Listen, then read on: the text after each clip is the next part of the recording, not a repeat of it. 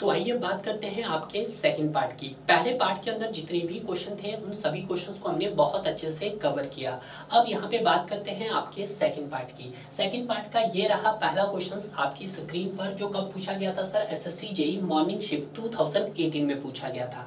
Question क्या बोल रहा है? क्वेश्चन बोल रहा है when a tension member consist of two channel sections, कि आपका एक टेंशन मेंबर है तो आपके दो चैनल सेक्शन से कंसिस्ट है। The allowance for rivet hole is made for two hole from, कि जो वहाँ पे अलाउंस होगा आपका रिविट होल का वो मेड फॉर टू होल्स होगा फ्रॉम ईच वेब या ईच फ्लैंज या ईच वेब और one hole from each flange whichever is more. देखिएगा वो आपका ईच वेब भी होगा और आपका ईच फ्लैंज भी होगा, बट इन दोनों का क्या होगा? मैक्सिमम होगा या मिनिमम होगा? इन दोनों का आपके पास मिनिमम होगा। तो अगर हम बात करते हैं आपके option A, option B, option C, तो तीनों ही ऑप्शंस क्या है आपके पास? गलत है। अगर मैं डी ऑप्शंस की बात करता हूँ, ईच वेब और one hole from each flange whichever is less, तो यहाँ पे जो आज का राइट आंसर हो जाएगा स्टूडेंट, तो आपके पास क्या हो जाएगा? डी इसका राइट आंसर हो जाएगा। क्लियर है? अब मूव करते हैं हम अपने नेक्स्ट क्वेश्चन की तरफ। नेक्स्ट क्वेश्चन क्या बोल रहा है? क्वेश्चन बोल रहा है कि in a tension member if one or more than one rivet hole are off the line, कि एक टेंशन मेंबर है और उस टेंशन मेंबर्स में क्या है आपके पास कुछ रिविट लाइन है। अब रिविट लाइन में आपके पास एक और एक से ज्यादा रिविट भी हो सकते हैं और उससे ज्यादा भी हो सकते हैं। क्लियर है? The failure of the members depend on, तो देखिएगा जब हमने बात की थी दो तरह की प्लेट की, एक प्लेट होती है ऐसा जिसके अंदर किसी भी तरह का होल नहीं है, जिसको हम एज ए क्या बोलते हैं? सॉलिड प्लेट बोलते हैं। अब जब हम सॉलिड प्लेट का जो एरिया कैलकुलेट करते हैं उसका हम ग्रॉस एरिया कैलकुलेट करते हैं। दूसरी प्लेट आपके पास ओ प्लेट होती है जिसके अंदर आपका होल क्रिएट किया गया है। तो आज जो प्लेट है जो टेंशन मेंबर के साथ कंसिस्ट की गई है वो कैसी है सर? उसके अंदर होल किया गया है। अब जब होल किया गया है तो इस प्लेट का हमें क्या निकालना पड़ेगा सर? आपका ए नेट निकालना पड़ेगा, यानी कि उसका net sectional area find out करना पड़ेगा। अब जब नेट सेक्शनल एरिया हम फाइंड आउट करते हैं तो सबसे पहले हमें प्लेट का ग्रॉस एरिया कैलकुलेट करना पड़ेगा और ग्रॉस एरिया में से हमें माइनस करना पड़ेगा आपके नंबर ऑफ रिविट होल का एरिया, कि अगर आपके पास एक रिविट होल है तो उस एक रिविट होल के एरिया से माइनस करना पड़ेगा। अब जब वहां पे होल है तो कहीं ना कहीं आपका वहां पे क्या होगा? आपका प्लेट फेल कर सकता है। तो उसने यही पूछा है कि जो फेलियर ऑफ द मेंबर हो किस किस पे डिपेंड करेंगे? वो क्या पिच पे डिपेंड कर सकता है? Yes sir. उसके गेज पे भी डिपेंड कर सकता है और आपके डायमीटर ऑफ रिविट होल पे भी कर सकता है। तो अगर मैं बात करता हूं यहाँ पे तो ये तीनों ही ऑप्शंस क्या है आपके पास यहाँ पर? सही है। क्लियर है? मैंने आपको पिच के बारे में, गेज के बारे में, ये सब मैंने आपको कनेक्शंस वाले चैप्टर्स में ऑलरेडी डिस्कस करवाया है। क्लियर है? बात करते हैं अब अपने नेक्स्ट क्वेश्चंस की। देखिएगा नेक्स्ट क्वेश्चंस, हालांकि ये क्वेश्चंस आप कर चुके हैं बट उसने कहीं ना कहीं इसको स्टेटमेंट में थोड़ा सा बड़ा कर दिया गया है और ऐसे में स्टूडेंट को लगता है कि इस तरह के क्वेश्चन हम क्या सॉल्व कर पाएंगे या नहीं कर पाएंगे। अगर आप क्वेश्चन को देख के ही डर गए हैं तो इसका मतलब है कि आपने अच्छे से स्टडी नहीं की गई है। मैंने आपको पहले भी बताया था कि क्वेश्चन जितना बड़ा हो क्वेश्चन उतना ही ईजी होता है और इस तरह का क्वेश्चन हम ऑलरेडी 2 से 3 बार कर चुके हैं। क्लियर है? क्वेश्चंस क्या बोल रहा है? Four double angles carrying a tensions, कि आपके पास एक टेंशन है जो किस तरह का एंगल्स कैरी कर रहा है? उसमें डबल एंगल्स कैरी कर रहे हैं। क्लियर है? प्लेस बैक टू बैक, जो कैसे हैं आपके? बैक टू बैक है। Connected to either side of the gusset plate, जो गसेट प्लेट के आइदर साइड है। क्लियर है? The sectional area of the section is equal to the gross sectional area, तो आपको क्या निकालना है? उसका नेट सेक्शनल एरिया निकालना है, यानी कि आपको फाइंड आउट करना है यहाँ पे सर ए नेट फाइंड आउट करना है। तो ए नेट क्या होता है आपके पास? ये होता है सर आपके पास gross area minus area of rivet hole. क्या होता है आपके पास? एरिया ऑफ रिविट होल होता है। देखिएगा कितना इजी क्वेश्चन पूछा है आपसे। ठीक है? अब आपको लग रहा होगा कि सर आपने यहाँ पे ए नेट कैसे कैलकुलेट किया? देखिएगा उसने बोला डबल एंगल। अब जब आपने डबल एंगल को कनेक्ट किया होगा बैक टू बैक अपनी गसेट प्लेट के साथ तो ऐसा तो नहीं होगा, आपके प्लेट में होल तो होंगे ही होंगे। अब उन होल को आपने जब कनेक्ट किया होगा तो कहीं ना कहीं उस होल की वजह से आपका जो एरिया होगा वो अफेक्टेड होगा। क्लियर है? तो उसके रिस्पेक्ट में हम जो एरिया फाइंड आउट करेंगे वो आपका ए नेट फाइंड आउट करेंगे। तो ए नेट क्या हो जाएगा आपके पास? ये हो जाएगा sir gross area minus area of rivet hole हो जाएगा। तो यहाँ पे द सेक्शन भी नहीं होगा, द सेक्शन प्लस तो नहीं होगा भाई। ठीक है? तो आपका आंसर क्या हो जाएगा? माइनस, कि हो जाएगा the section minus area of the rivet hole, कि जो भी आपका ग्रॉस एरिया होगा उसमें से माइनस कीजिएगा आप रिविट होल से। क्लियर है? तो आपका राइट आंसर क्या हो गया सर? यहाँ पर सी इसका राइट आंसर हो जाएगा। क्लियर है। नेक्स्ट देखते हैं। नेक्स्ट क्या बोला है कि tension member in which subjected to possible reversal of stresses due to wind. अब विंड के कारण जो स्ट्रेसेस बताई जा रही है, तो आपको मैंने पहले भी बताया था। तो इस केस में स्लेंडरनेस रेशियो कितना होता है आपके पास, तो सिंपल सा है आपका 350 से ज्यादा नहीं होना चाहिए। तो यहाँ पर जो स्लेंडरनेस रेशियो है मैक्सिमम आपका in case of reversal of stresses due to wind should not be more than 350। ठीक है, 350 से ज्यादा एक्सीड नहीं करना चाहिए। और टेंशन मेंबर का जो स्लेंडरनेस रेशियो है वो आपका should not be more then 400, और 400 से ज्यादा नहीं होना चाहिए। क्लियर है, ये कंसेप्ट है, आपको ये पहले से ही लर्न हो गया होगा क्योंकि बहुत सारे क्वेश्चन हमने इससे रिलेटेड सॉल्व कर चुके हैं। क्लियर है। नेक्स्ट देखते हैं। नेक्स्ट क्या बोल रहा है कि एक single angle tension is connected by one leg angles, कि एक आपके पास सिंगल एंगल है, तो सबसे पहले हम सिंगल एंगल बनाते हैं और उसको कनेक्ट करते हैं उसकी एक सिंगल लेग से। तो ये है कुछ इस तरह से, एक ही सिंगल लेग से कनेक्ट करने को बोल रहा है, तो हम एक ही सिंगल लेग से इसको कनेक्ट करेंगे। ठीक है, एक इसकी क्या होगी, आउटस्टैंडिंग लेग होगी, एक इसकी कनेक्टेड लेग होगी।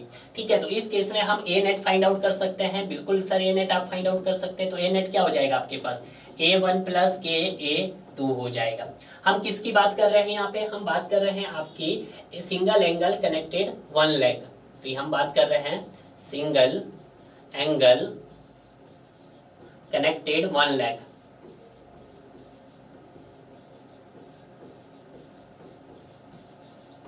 ठीक है, तो देखिएगा यहाँ पे जब हम single angle connected one leg की बात करते हैं तो इस कंडीशंस में जो मेरा के होता है वो आपका 3 times A1 by 3 times A1 plus A2 होता है। क्लियर है, यही होता है। अब यहाँ पे क्या बोला गया उसने आगे, if the area of connected and outstanding A and B दिया गया है। एरिया ऑफ कनेक्टेड लेग यानी कि अगर मैं बात करता हूँ A1, तो A1 को उसने A रिप्रेजेंट किया गया है ये आपका, और अगर मैं बात करता हूं A2 तो A2 को उसने B रिप्रेजेंट किया है। क्लियर है, उसी तरह से what is the net effective area, तो आपको क्या निकालना है, नेट इफेक्टिव एरिया। तो अगर मैं इस K की जगह पुट करूंगा तो ये 3 times A divided by 3 times A plus B, कुछ इसी तरह से हो जाएगा। यस सर, हो जाएगा। क्लियर है। तो अगर मैं बात करूं यहाँ पे, अगर मैं इस 3A को देखूं, ये 3 है, अगर मैं 3A से इसको क्या कर देता हूँ, डिवाइड कर देता हूँ, ऊपर भी और नीचे भी। तो जब मैं इसको डिवाइड करता हूँ तो मेरे 3A बाई 3A तो क्या आ जाएगा आपके पास, 1 बनेगा यहाँ पर। ठीक है, कुछ इस तरह से। उसी तरह से जब हम नीचे देखेंगे 3A बाई 3 तो ये हो जाएगा 1 प्लस, ये क्या हो जाएगा आपके पास यहाँ पे डिवाइडेड बाय, तो 1 बाई 3 कितना होता है, 0.33, तो यहाँ पे हो जाएगा 0.33 B बाई A हो जाएगा। कुछ इसी तरह से बन गया आपके पास। यस सर, बन गया। क्लियर है, कुछ नहीं किया हमने। ये जो K की वैल्यू थी आपके पास 3A1 by 3A1 plus A2, A1 को उसने स्मॉल a कहा और A2 को उसने स्मॉल b कहा, हमने पुटअप किया। अब हमने क्या किया, 3A से उसको डिवाइड कर दिया, अपर भी और नीचे भी। ठीक है, डिवाइड किया तो 3A बाई 3 तो 1 बन गया, 3A बाई 3 तो 1 बन गया, और यहाँ पे 1 बाई 3 कितना आ जाएगा, 0.33 बन जाएगा। ठीक है, ये b ऑलरेडी है और डिवाइड बाई a आ गया। क्लियर है, तो ये बन चुका आपके पास। तो क्या मैं ए नेट यहाँ से फाइंड आउट कर सकता हूँ, तो यस सर। तो मेरे पास यहाँ पर जो ए नेट हो जाएगा वो नेट क्या हो जाएगा सर, ए नेट यहाँ पे बन जाएगा मेरे पास, ये हो जाएगा। अब A1 की जगह मैं स्मॉल a लिखता हूँ प्लस k और ये b लिखता हूँ। अब k की वैल्यू पुट करते हैं हम यहाँ पर जब, तो ये हो जाएगा a प्लस, पेन नहीं चल रहा भाई, कोई बात नहीं, ये a प्लस हो जाएगा आपके पास, a प्लस k की वैल्यू कितनी है सर यहाँ पर, ये है आपके पास b बाई आपके 1 प्लस, तो 1 ऊपर आ जाएगा तो 1 प्लस 0.33 b बाई a बन जाएगा। ठीक है, तो कुछ इस तरह का रिलेशंस आपके पास यहाँ पे बन जाएगा। तो देखिएगा यहाँ पे क्या बन रहा है, पहला माइनस तो नहीं होगा, तो माइनस वाला तो आप कैंसिल ही कर दीजिएगा। तो 2 ऑप्शन आपके एलिमिनेट हो गए। अब आपका बचा b और d। अब d में दिखेगा, d में क्या बोला आपने कि a plus b by 1 plus 0.2 भी नहीं होगा। ठीक है, यानी कि आपका क्या आ रहा था, 1 बाई 3 कितना होता है सर आपके पास, 0.33 होता है। तो 0.33 कहीं ना कहीं नियर अबाउट 0.35 के आसपास है, क्योंकि यहाँ पे 4 ऑप्शन है। अब 4 में से आपको एक तो लगाना ही पड़ेगा।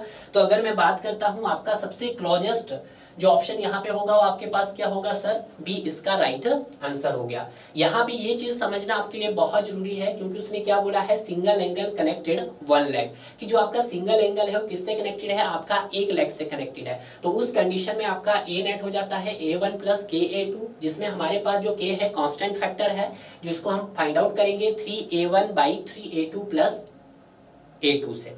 क्लियर है, A1 plus A2, 3A1 plus A2 से। क्लियर है, यहाँ से आप इजिली सॉल्व कर दोगे। नेक्स्ट देखते हैं, नेक्स्ट क्या बोल रहा है, when the length of tension member is too long, कि अगर आपके टेंशन मेंबर की लेंथ को थोड़ा सा बड़ा कर दिया जाए तो उसको वहां पे हम as a wire rope use करेंगे, नहीं। अगर आप वायर रॉप मतलब एक केबल यूज करेंगे तो ऐसा भी नहीं होगा। A road is used, sir road भी नहीं कर सकते हैं। बार इज यूज्ड, बार कर सकते हैं। या सिंगल एंगल, तो सिंगल एंगल तो आप यूज नहीं कर सकते अगर आप बहुत लंबी होगी। तो देखिएगा यहाँ पे इस क्वेश्चन का आंसर, ठीक है, क्योंकि अगर हम वायर की बात करते हैं, किसकी बात करते हैं, वायर की, तो ये जो वायर होता है इसका यूज किसके लिए करते हैं, होइस्टिंग पर्पस के लिए करते हैं। किसके लिए करते हैं सर हम, होइस्टिंग पर्पस के लिए। ठीक है, अब सर होइस्टिंग पर्पस के लिए करते हैं तो आगे क्या होता है sir, it is not recommended bracing, इसको हम ब्रेसिंग में रिकमेंडेड नहीं करते, तो ये भी लिख देते हैं सर, इसको हम ब्रेसिंग में नॉट रिकमेंडेड। सर क्यों नहीं रिकमेंडेड करते हैं, क्योंकि ये आपके कंप्रेशन को कैरी नहीं कर पाता है, डज नॉट रेजिस्ट कंप्रेशन। तो यह भी आप लिख सकते हैं, डू नॉट रेजिस्ट कंप्रेशन, ये आपके कंप्रेशन को रेजिस्ट नहीं कर पाता है। क्लियर है, चाहे हम वायर की बात कर लेते हैं, चाहे हम आपके केबल्स की बात कर लेते हैं। क्लियर है, इसका हम होइस्टिंग पर्पस के लिए करते हैं इसका यूज, और bracing is not recommended, bracing में हम इसको रिकमेंडेड नहीं करते। क्यों नहीं करते, क्योंकि वहां पर वो कंप्रेशन को रेजिस्ट नहीं कर पाता है। ठीक है, तो यहाँ पे मैं पर्पस भी लिख देता हूँ। ठीक है, ये आ गया आपका यूज्ड, वायर एंड केबल। ठीक है, अब उसी तरह से हम बात करते हैं बार और रोड। अब आता है आपका बार एंड रोड। अब जो बार एंड रोड है इसका यूज हम टेंशन मेंबर में करते हैं।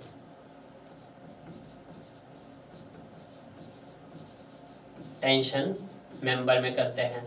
ठीक है, अब जो आपके पास ये रोड है, ये आपके सेक्शन को स्वै होने से बचाता है, कि जब ड्यूरिंग द क्या होता है, विंड का जब इफेक्ट कंसीडर किया जाता है, जो ये आपका रोड होता है, ये रोड क्या करता है, आपके स्ट्रक्चर को स्वै नहीं होने देता। ठीक है, क्लियर है। अब उसी तरह से अगर हम देखते हैं यहाँ पर, तो यहाँ पे क्या होगा आपका आंसर सर, रोड होगा या बार होगा। तो अगर मैं बात करता हूँ यहाँ पर, तो इस कंडीशंस में हम इसका मोस्ट अप्रोप्रिएट आंसर सी होगा।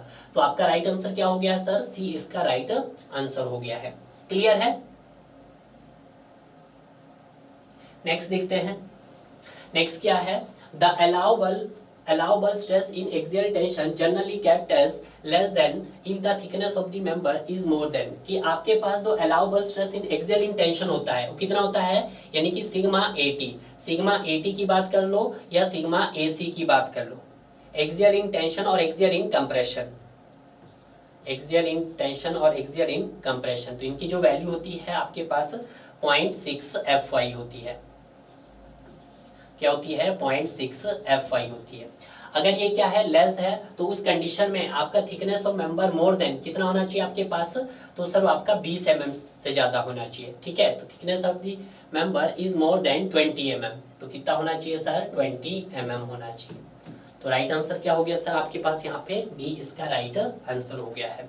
नेक्स्ट देखते हैं, तो आइए बात करते हैं हम अपने नेक्स्ट क्वेश्चंस की। नेक्स्ट क्वेश्चंस कब पूछा गया था सर, एसएससी जेईई 2019 में पूछा गया था, फॉरनून सेशन में पूछा गया था। थोड़ा सा यहाँ पर न्यूमेरिकल टाइप का क्वेश्चंस है। क्वेश्चंस क्या बोल रहा है कि एक steel road of 20 mm diameter, एक स्टील रोड है जिसका डायमीटर दे दिया है डी, आपके पास 20 mm दे दिया है। क्लियर है, यूज्ड ए टाई मेंबर, किसकी बात कर रहा है, टाई मेंबर की बात कर रहा है। Tie member in the roof bracing system and may be subjected to reversal of stresses due to wind। यहाँ पर आपके पास क्या दे दिया है, टाई मेंबर की कंडीशन दे दी है कि जो टाई मेंबर है वो आपका कैसा है, रूफ ब्रेसिंग सिस्टम है, and may be subjected to reversal of stresses है ड्यू टू विंड लोड। तो इस कंडीशन में आपके पास जो मैक्सिमम स्लेंडरनेस रेशो होता है वो आपके पास कितना होता है सर, 350 होता है। यस सर होता है। क्लियर है, what is the maximum permissible length of the member, आपको क्या फाइंड आउट करना है यहाँ पे, एल मैक्स फाइंड आउट करना है। तो अगर मैं बात करता हूँ यहाँ पे किसकी सर, आपके पास मैक्सिमम स्लेंडरनेस रेशो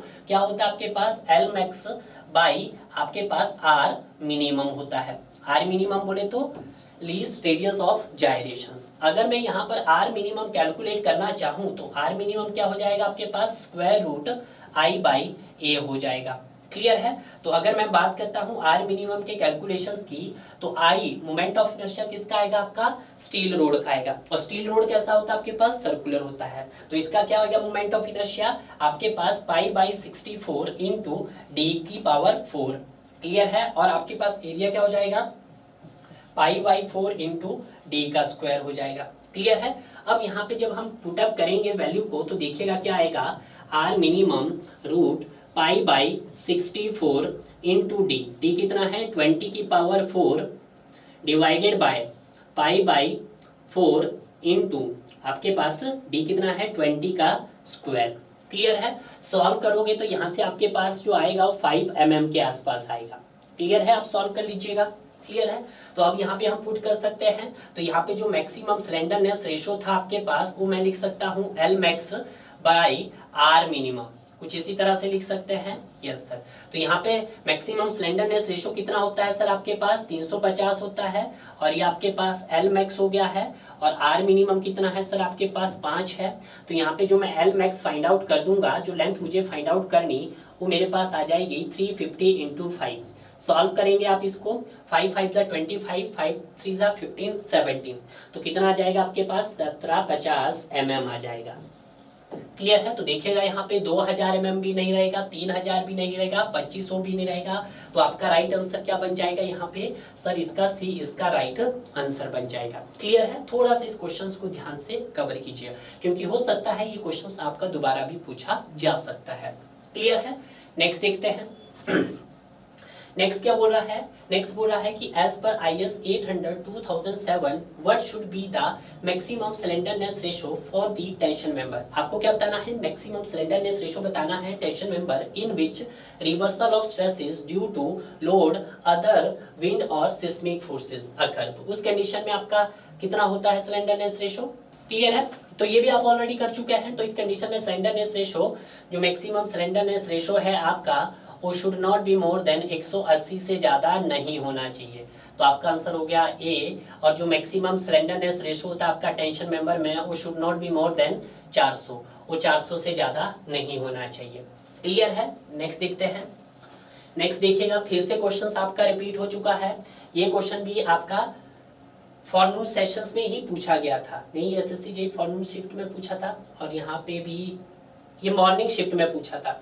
ये मॉर्निंग शिफ्ट में पूछा था, और ये आपका कौन से शिफ्ट में पूछा था, आफ्टरनून सेशन में पूछा था। बट यहाँ पे क्या दे दिया है आपको, स्लेंडरनेस रेशो उसने दे दिया गया है। तो इसमें भी आपका जो आंसर आएगा वो 1750 mm आएगा। सेम है जैसे हमने प्रीवियस में क्वेश्चंस को कवर किया है।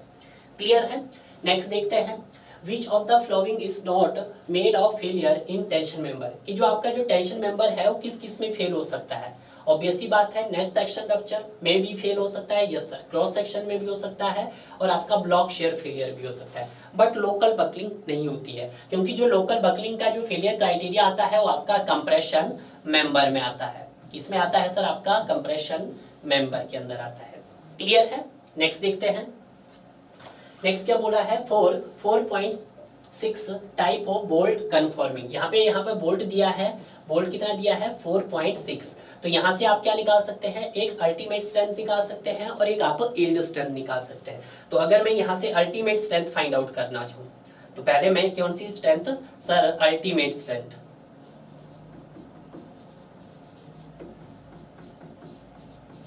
तो जो भी आपके पास यहाँ पे क्या दिया है 4 दिया है, उसको आप 100 से मल्टीप्लाई कीजिएगा। यहाँ पे 4 दिया है तो ये 4 इंटू 100 हो जाएगा। तो आपके पास कितना आ जाएगा सर, 400 मेगा पास्कल आ जाएगा। ठीक है। अब उसी तरह से मुझे क्या निकालनी है सर, उसकी यील्ड स्ट्रेंथ निकालनी है। ठीक है। तो यील्ड स्ट्रेंथ क्या हो जाएगी,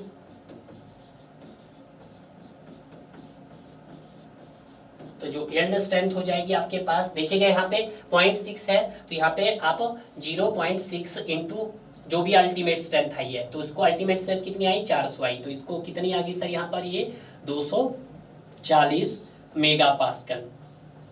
ठीक है, तो यहां से अल्टीमेट टेंसाइल स्ट्रेंथ, कौन सी स्ट्रेंथ है ये? Ultimate tensile strength. Ultimate tensile strength कितनी है यहाँ आपके पास? 400 मेगा पास्कल। तो ये 400 मेगा पास्कल आई है। और यील्ड स्ट्रेंथ कितनी आई है आपके पास? 240 मेगा पास्कल आई है, 240 मेगा। यहाँ पे कोई भी ग्रेड आपको अगर मेंशन कर दिया जाएगा बोल्ट का, जैसे यहाँ पे मैं मान लेता हूँ 5.6 होता है, 5.7 होता है, तो जो भी यहाँ पे आपका फर्स्ट डिजिट होगा उसको आप 100 से मल्टीप्लाई कर देंगे तो आपके पास वो अल्टीमेट स्ट्रेंथ आ जाएगी। अब जो सेकंड डिजिट होगा, सेकंड डिजिट को आप पॉइंट जो भी टेंसाइल स्ट्रेंथ आई होगी उससे मल्टीप्लाई कर दोगे। क्लियर है? तो यहाँ से आपका राइट आंसर क्या हो गया सर? ए इसका राइट आंसर हो गया है। क्लियर है? नेक्स्ट देखते हैं।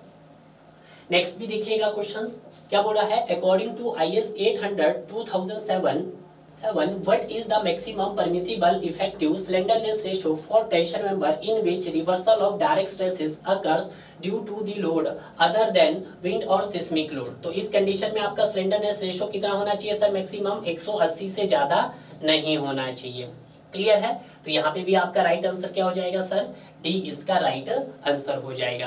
क्लियर है? तो आइए बात करते हैं आज के इस सेशन के लास्ट क्वेश्चन की। क्वेश्चन क्या बोल रहा है? Which type of steel member in tension will not experience when shear lag effect when connected to gusset plate. कि जब आपका शेयर लेग का इफेक्ट कंसीडर किया जा रहा है, जब आपका गसेट प्लेट कनेक्ट होगा, तो इसमें से ऐसा कौन सा सेक्शन है आपका टेंशन मेंबर का जिसमें ये शेयर लेग का इफेक्ट कंसीडर नहीं किया जाता है? तो अगर हम बात करते हैं आपके पहले ऑप्शंस की, तो an I section with bottom flange connected to the gusset plate. जहां जहां आपका गसेट प्लेट कनेक्टेड होगा वहां वहां तो आपका शेयर लेग का इफेक्ट कंसीडर किया जाएगा, तो ये भी होगा सर। दूसरा बोला an angle with one leg connected to gusset plate, again gusset plate इस यहाँ पे भी होगा। Two angle connected back to back both side of gusset plate, यहाँ पे भी होगा। तो कहाँ नहीं होगा? तो सर आपका एक रेक्टेंगुलर प्लेट में नहीं होगा। क्लियर है? तो जितने भी क्वेश्चंस थे हमारे टेंशन मेंबर के अंदर, उन सभी क्वेश्चंस को हमने बहुत अच्छे से कवर किया है। बेटर होगा आप इसके प्रॉपर नोट्स बना सकते हैं। नोट्स नहीं बनाओगे तो आपको मैं यहाँ इसकी PDF प्रोवाइडेड करवा दूंगा डियर। क्लियर है? तो मिलते हैं अब आपको नए सेशंस में, तब तक आप पढ़ते रहिए और इसी तरह आगे बढ़ते रहिए।